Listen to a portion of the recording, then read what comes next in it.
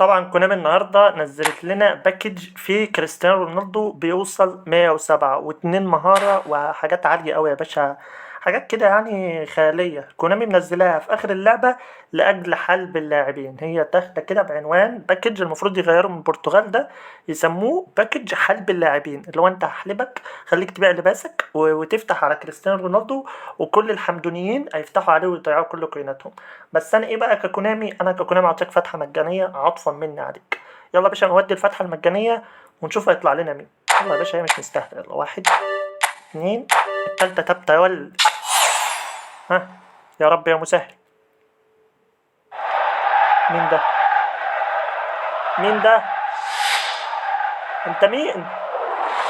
حبيبي يا اسطى لعب 3 نجوم يا ولد. اخويا الايطالي يعني. اخويا انجويسا يا سلام.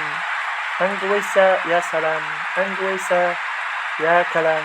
حبيبتك كلام والله العظيم مش عارف اودي جمالك اللي مش موجودة دي فين.